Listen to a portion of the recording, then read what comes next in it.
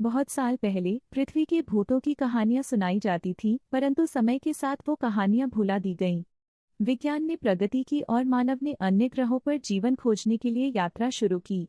ऐसी ही एक खोज यात्रा में एक समूह वैज्ञानिक एक दूरस्थ ग्रह जेनिक्सा पर पहुंचा। जेनिक्सा एक सुंदर परंतु रहस्यमय ग्रह था। हरी भरी वादियां, नीले आसमान और एक विचित्र शांत वातावरण ने वैज्ञानिकों को मोहित कर दिया।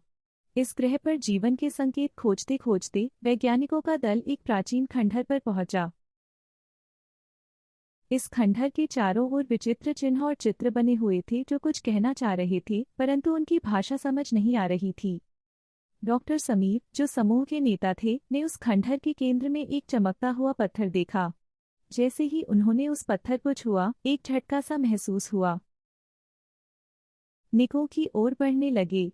वैज्ञानिक दल में घबराहट फैल गई। उन्होंने भागने की कोशिश की, लेकिन उन भूतों ने उन्हें घेर लिया। डॉक्टर समीर ने अपने उपकरणों का उपयोग करके उन भूतों से संपर्क करने की कोशिश की। एक भूत, जिसका नाम राघव था, ने बताया कि वे प्राचीन पृथ्वी के विनाश के समय उन्हें अंतरिक्ष में फेंक दिया गया था और वे इस ग्रह पर बसने को मजबूर हो गए थे। उन्होंने इस पत्थर को अपनी शक्ति का स्रोत बना लिया था और कोई भी जो इस पत्थर को छुएगा, उसकी आत्मा को वे अपने साथ ले जाएंगे।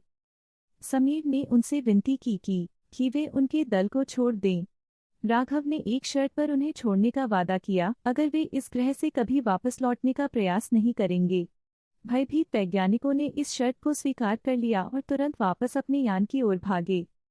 वापस पृथ्वी पर लौटने के बाद उन्होंने जेनिक्सा के बारे में किसी को नहीं बताया।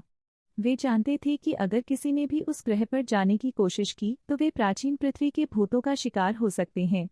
और इस तरह जेनिक्सा और उसके रहस्यमय भूत एक रहस्य बनकर रह गए।